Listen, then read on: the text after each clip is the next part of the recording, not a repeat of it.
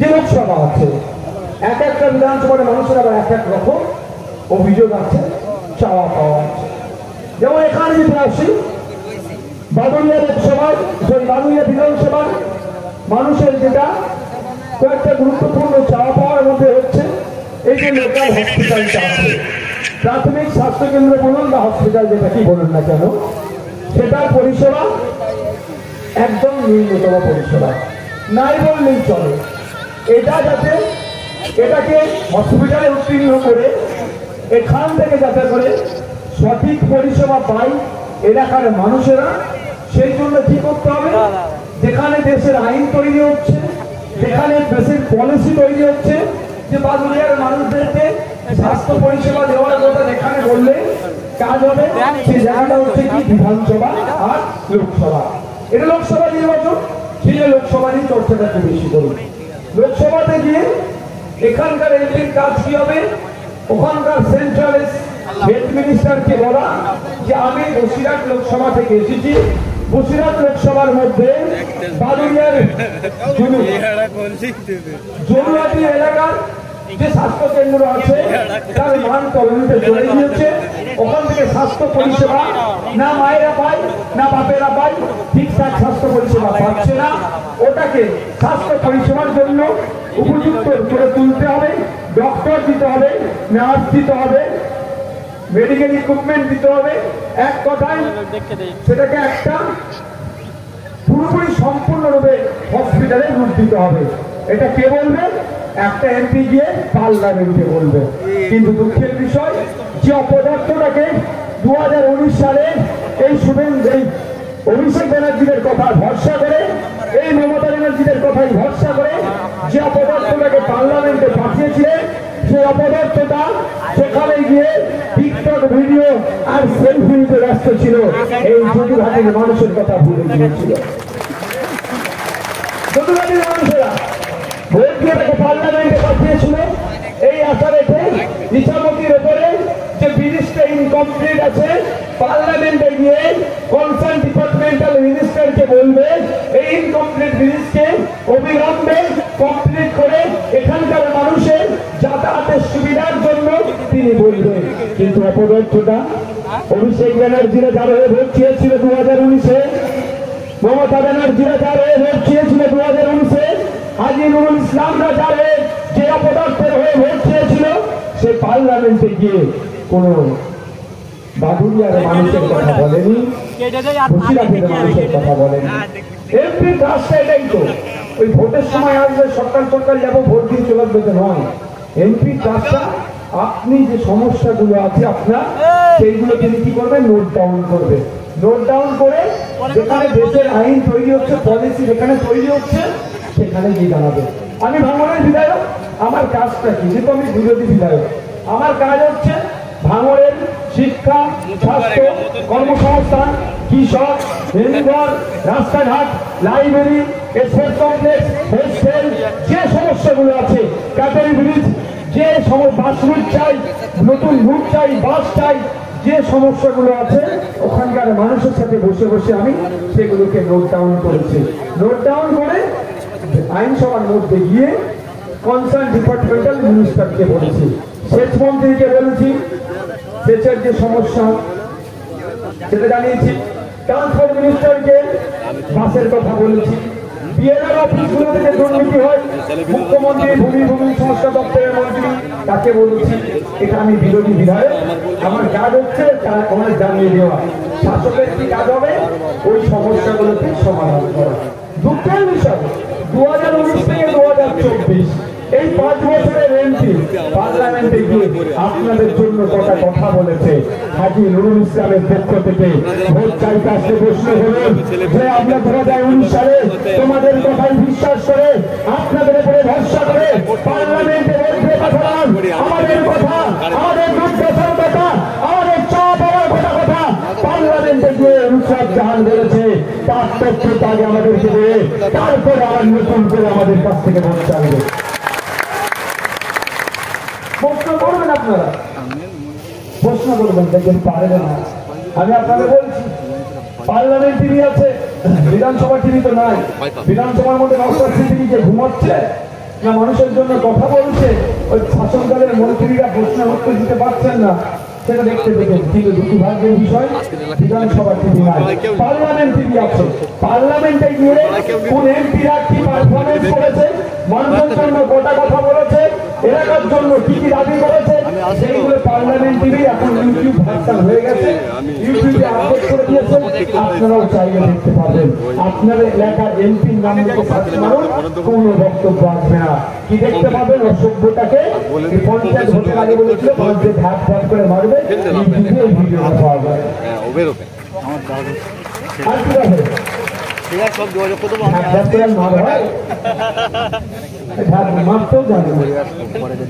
এমন মারবে আওয়াজ হবে না, চামড়া উঠে যাবে।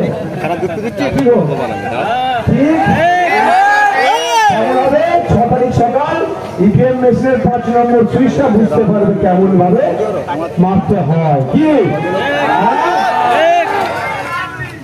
এইটা গিয়ে শুধু এই আপনাকে ভাবতে হবে। আপনার একটা রুটি রুটিটা সব থেকে বেশি কি আপনাকে বলবেন?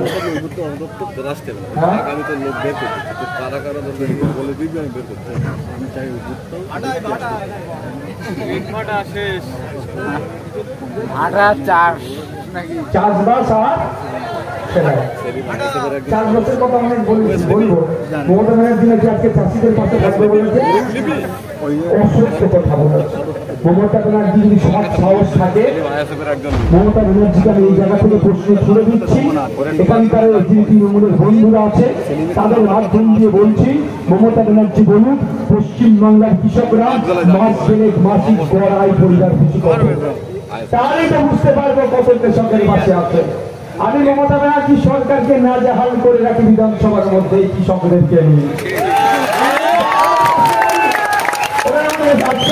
আজকে অসত্য কথা বলে গেছে। আজকে কি বলে গেছে? কৃষকদের পাশে থাকে ঘোড়ার ডিম থাকে। কৃষকদের পাশে কেমন থাকে তার প্রমাণ দিয়ে দেবো। এখানে এত মানুষ আছেন, কৃষক যারা আছেন বলুন, বলবেন একটা শুধু উত্তর দেবেন। 60 বছরের নিচে কোনো কৃষক মারা গেলে এককালীন 2 লক্ষ টাকা ক্ষতিপূরণ পায়। কটা কৃষক জানেন? যারা জানেন তারা হাত তুলবেন, অন্যদেরকে হাত তুলতে হবে না, কষ্ট করতে হবে না। কটা কৃষক জানে? তাহলে এই কৃষক ভালোবাসা, উনি এটা বলবেন বলে কৃষককে ভালোবাসি। আরে ভালোবাসতে গেলে কৃষককে তো বলে যেতে হবে যে বিডিও অফিসে একটা অফিসার আছে ADA, assistant director of agriculture. সেই অ্যাসিস্ট্যান্ট ডিরেক্টর অফ এগ্রিকালচারের কাজ হচ্ছে, অফিসারের কাজ হচ্ছে এই ব্লকে যত কৃষক আছে সব কৃষকের সাথে তার সম্পর্ক রাখা। অতিবৃষ্টির কারণে, অনাবৃষ্টির কারণে ফসল নষ্ট হয়ে গেলে অনেক সময় কৃষকরা আত্মহত্যা করে, কিন্তু আত্মহত্যা করার জায়গা নাই। কোন কৃষকের ফসল নষ্ট হয়ে গেলে সেই কৃষক সরকারের পক্ষ থেকে ক্ষতিপূরণ পায়, এটা জানাবার দায়িত্ব হচ্ছে মমতা ব্যানার্জি। কিন্তু কৃষককে ভালোবাসে, কৃষকের অধিকার বলে মমতা ব্যানার্জি জানান না। কৃষককে ভালোবাসা কেমন বলে? ঢালকা মুরগি ডালকা বাড়াবার, জানেন তো? ঘরের মুরগি ডালের মতো যখন ইচ্ছে ধরে কুটুম আসছে ওখানে জয় করে ফেলছে, হালাল করে নিচ্ছে। তো বলে কৃষককে ভালোবাসে, কিন্তু একবারের জন্য কৃষককে বলেছে যে বছরে নিয়ম করে করে এই বিডিও অফিসে কৃষকদের জন্য সাবসিডিতে যন্ত্র, কৃষিকাজের যন্ত্রপাতি আছে। এটা মমতা ব্যানার্জি বলেছে? এটা বলেনি। নওশাদ সিদ্দিকী বলে যাচ্ছে, আইএসএফ বলে যাচ্ছে চুরি বন্ধ করে দেবে। আপনাদের জানিয়ে রাখি, বছরে নিয়ম করে হলে আপনাদের সাবসিডিতে কৃষিকাজের যন্ত্রপাতি আছে। এই স্প্রে করা মেশিন জানেন এখন ব্যাটারি চালিত 4000 টাকা দাম। এই কৃষিজ যন্ত্রপাতির আপ টু 40% পর্যন্ত সাবসিডি আছে। ধান কাটা মেশিন থেকে শুরু করে এই তুমি দিকে আমাদের প্রার্থী আর নতুন করে বলতে লাগবে নাকি? অন্য জায়গায় যাবে। আগামী জুন মাসের 1 তারিখ আসছে দিন, আগামী জুন মাসের 1 তারিখ আসছে দিন।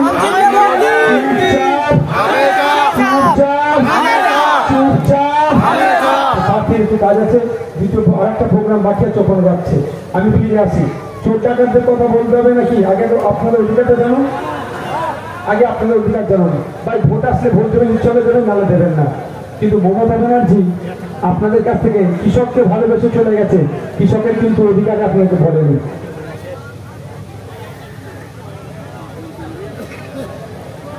ভাই বসো ভাই, বসো। আপনাদের ভালো কৃষিকাজ নিয়ে একটু বেশি বলেন, হ্যাঁ অসুবিধা হবে না তো?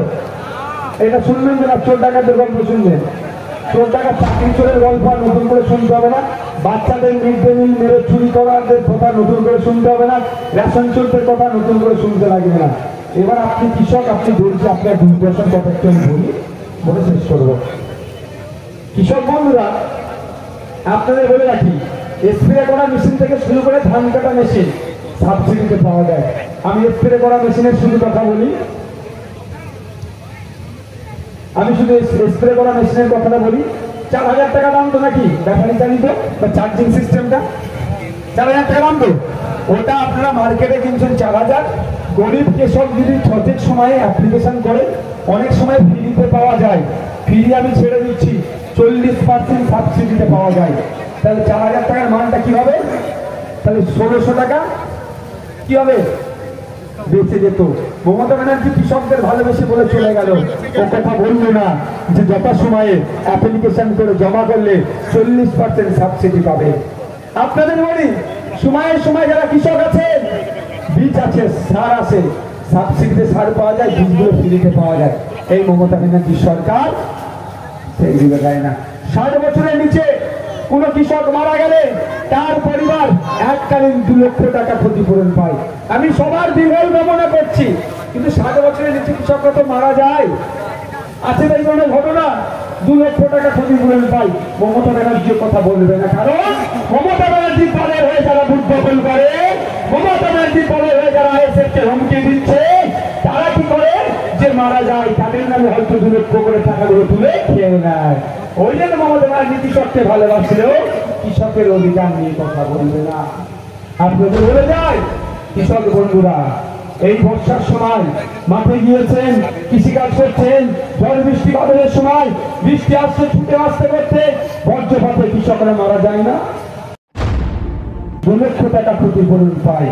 মমতা ব্যানার্জি ভালোবাসার কথা কৃষককে বলবে না, কারণ এই কি দোকান ফুটন কারা আছে খোঁজ নিয়ে দেখুন, হয়তো ওরাই মাল তুলে খেয়ে নিচ্ছে।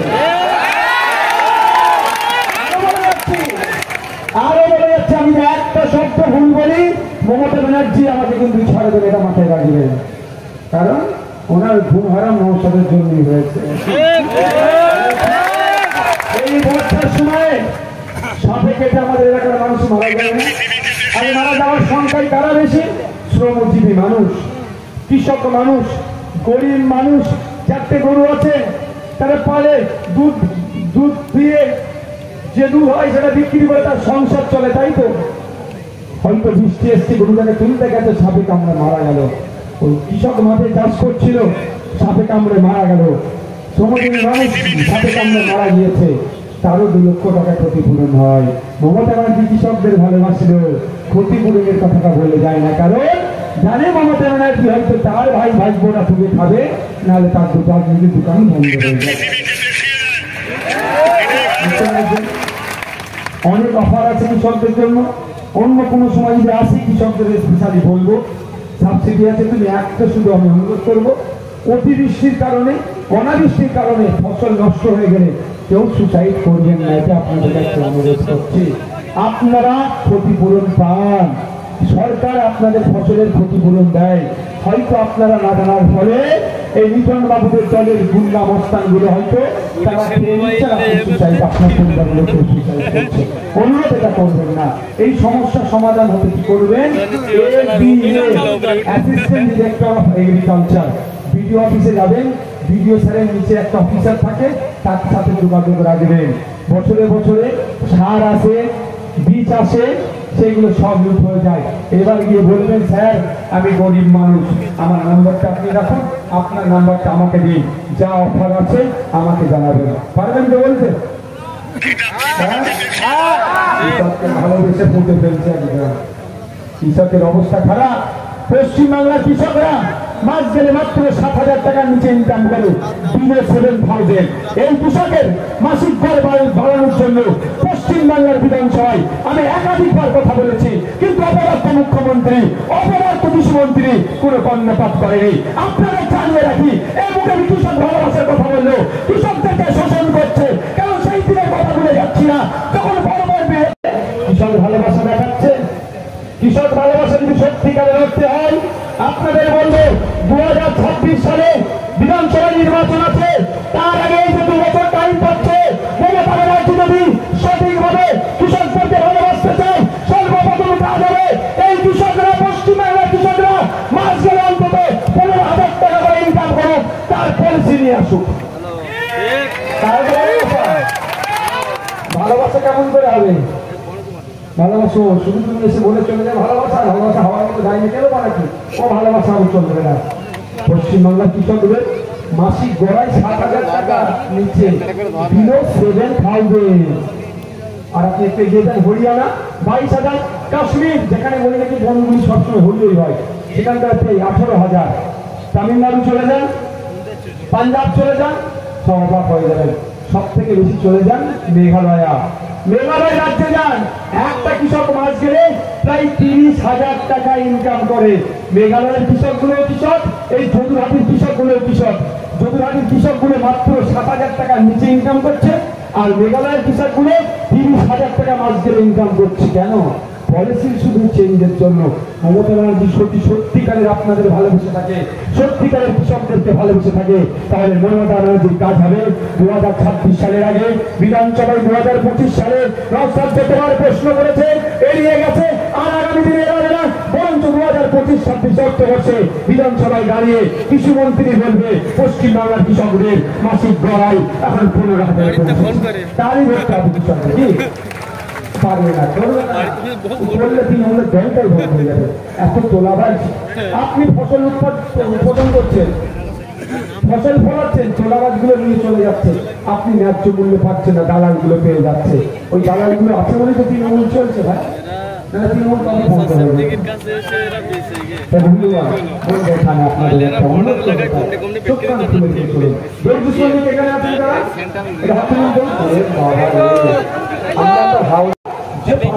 নতুন আইনের সংযোজন করা দরকার, আইনের এক্সপোর্ট ইম্পোর্টের, এক্সপোর্টের জন্য ইন্টারন্যাশনাল বিজনেসের জন্য ব্যবস্থা করা। কি যদুরহাটির লোকেরা যে কাপড়টা সেলাই করছে সেই কাপড়টা যাতে আমেরিকাতে যায়, ইউরোপে যায়, জার্মানি যায়, জাপানে যায়, ফ্রান্সে যায়, অস্ট্রেলিয়া যায়, সৌদি যায়, দুবাই যায়, কাতার যায়, কুয়েত যায়, বাহরাইন যাতে যায়, এখানকার কাপড়গুলো তার ব্যবস্থা করা। এবার আপনারা বলুন, এই যদুরহাটির লোকেরা যে কাপড়টা সেলাই করছে সেই কাপড়টা যদি তুর্কিতে যায়, বাহরাইনে যায়, সৌদিতে যায়, ফ্রান্সে যায়, ইউরোপে যায়, ল্যাটিন আমেরিকাতে যায়, তাহলে কি হবে? ডলার আসবে। কি হবে? ইন্টারন্যাশনাল বিজনেস হলেই ডলার আসবে। ডলার আসা মানে আপনার হাত ভারী হবে। 4,000 টাকা ইনকাম করছিলেন 5 বছর আগে, সেটা এখন 6,000 হয়ে যাবে। কিন্তু অপদস্থটা সেটা পার্লামেন্টে গিয়ে বলেনি। তাই আপনাদের বলবে, আপনাদের মূল্যবান ভোট যদি 1 জুন মাসের 1 তারিখে ইপিএম মেশিনের 5 নম্বরে ধান চিহ্নতে ভোট দিয়ে পার্লামেন্টে পাঠান, পার্লামেন্টে গিয়ে এই দর্জি শ্রমিকদের কথা বলবে যাতে ইন্টারন্যাশনাল বিজনেস করা যায়, ইন্টারন্যাশনাল মার্কেটে এই যে সেলাই করা কাপড় যায়, তার জন্য চিৎকার করবে, তার পলিসি আনতে বাধ্য করবে। আপনারা জানেন বাংলাদেশ এখন অর্থনৈতিকভাবে বাংলাদেশের গার্মেন্ট শিল্পে আবার অনেক সামনে নিয়ে যাচ্ছে। বাংলাদেশের কাপড় এখন সারা পৃথিবীতে চলে যাচ্ছে, আর আমরা হিন্দু মুসলমান নিয়ে পড়ে আছি। মোদীজি 2014 সালের আগে বলেছিল বিজেপি হিন্দু থাকবে না। হ্যাঁ, আমি অন্তত ভেবেছিলাম 2011-এর মমতা ব্যানার্জি যাই লোকটা ঠিক করেছে, অন্তত আমার হিন্দু সমাজের মানুষরা ভালো থাকুক। আমি চেয়েছিলাম, আরে কোন হারে বা কারো তো আমাদের বাইরে নয়, হিন্দু কি আমাদের বাইরে? আমরা একসাথে বসবাস করছি। যখন এই বই আপনার আরে বাবা হাঁটি হাট নিসার আলী মীর নিসার আলী যে লড়াইটা করেছিল কৃষকদেরকে নিয়ে, সবকিছু তাকে আমরা জানি, সেটি শুধু মুসলমানদের লড়াই করেছিল। সেই সময় 80,000 কৃষককে একত্রিত করে লড়াই করেছিল। ওই 80,000-এর মধ্যে হেভি অংশ আমার হিন্দু সমাজের কৃষকরা ছিল। তাই আমরা আলাদা নয়, তার আগে থেকে আমরা একসাথে বসবাস করছি। আমি ভেবেছিলাম মমতা ব্যানার্জি 2011 সালে বলেছিল মুসলমানরা থাকবে না। হ্যাঁ, মুসলমানদের তো ধ্বংস করা গিয়েছে, অন্তত আমার হিন্দু ভাইরা থাকতে থেকে উদ্ধার করার জন্য মোদীজি হয়তো দায়িত্ব নেবে। কিন্তু আমরা কি দেখলাম? গোটা দিন দায়িত্ব নিয়েছে অমিত শাহজির ছেলে ব্যবসায়ী 14,000 15,000 গুলো বৃদ্ধি পেয়ে গেল, হিন্দু ভাইয়ের আমার কোনো উন্নয়ন হলো, উন্নতি হলো না। আমার এলাকায় সরস্বতী মায়ের খোঁজ নিয়ে দেখুন, তার মায়ের ছেলেটাও চাকরি চুরি গেছে, আর রহিম মামাকেও খোঁজ নিয়ে দেখুন, তার মায়ের ছেলেরও চাকরি চুরি গেছে। আর এদিকে একজন হিন্দুকে বাঁচাতে এসেছিল, একজন মুসলমানকে বাঁচাতে এসেছে। মুসলমানকে বাঁচাবার নাম করে মানুষ থাকে, সেই সমস্ত শিক্ষা প্রতিষ্ঠানে 8,500 শিক্ষা প্রতিষ্ঠান সেখানে বন্ধ হয়ে যাচ্ছে। ওই শুভেন্দু বাবুদের 70টা এমএলএ 800টা এমপি ছিল, তো ওই একবারের জন্য তাদেরকে চিৎকার করতে দেখলাম না, তো কলকাতার রাজপথে বসতে দেখলাম না যে দলিত এলাকার শিক্ষা প্রতিষ্ঠান বন্ধ করতে দেওয়া যাবে না, যেখানে হিন্দু সমাজের তুচ্ছবর্গের মানুষেরা থাকে সেই সমস্ত এলাকার শিক্ষা প্রতিষ্ঠান বন্ধ করতে দেওয়া যাবে না, যেখানে নবশূদ্ররা থাকে সেখানকার শিক্ষা প্রতিষ্ঠান বন্ধ করতে দেওয়া যাবে না, যেখানে মুসলমানরা থাকে সেখানকার শিক্ষা প্রতিষ্ঠান বন্ধ করতে দেওয়া যাবে না, যেখানে আদিবাসীরা থাকে সেখানকার শিক্ষা প্রতিষ্ঠান বন্ধ করতে দেওয়া যাবে না। এই কথা বলতে দেখলাম, কারণ শুভেন্দু বাবুরাও জানে যদি শিক্ষা থাকে তাহলে মারামারি হানাহানি কিভাবে লাগাবো, ভোট তাহলে পাবো না, মারামারি না হলে তো ভোট পাবে না, ধর্মের বিদ্বেষ কিভাবে ছড়াবো, সেই জন্য মমতা ব্যানার্জি স্কুল বন্ধ করছে, ওরা খুব ওদের মনে লাগতে ঘুরছে।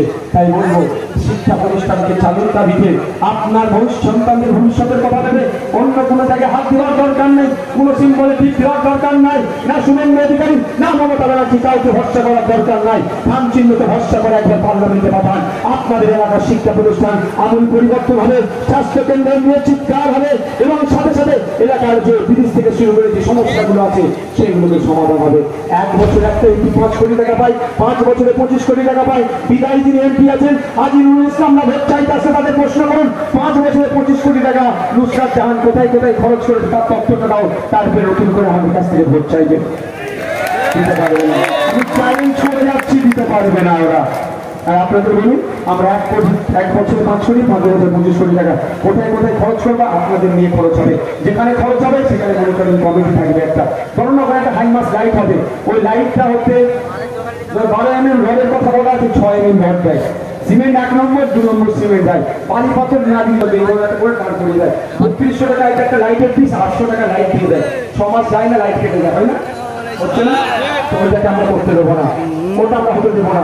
জনগণের ট্যাক্সের টাকায় উন্নয়ন হবে, জনগণের নজরদারিতে যে কাজ হবে, আপনারা যে কাজ উন্নয়ন করবেন সে কাজটা করবো এবং যে কাজ হবে শিডিউল ঝুলিয়ে দেবো, যেখানে যে কাজটা হবে কি কি এখানে দেওয়া হচ্ছে সে সব মানুষ এসে দেখতে পাবে, আর যে কাজটা হবে তার জন্য একটা মনিটরিং কমিটি হবে।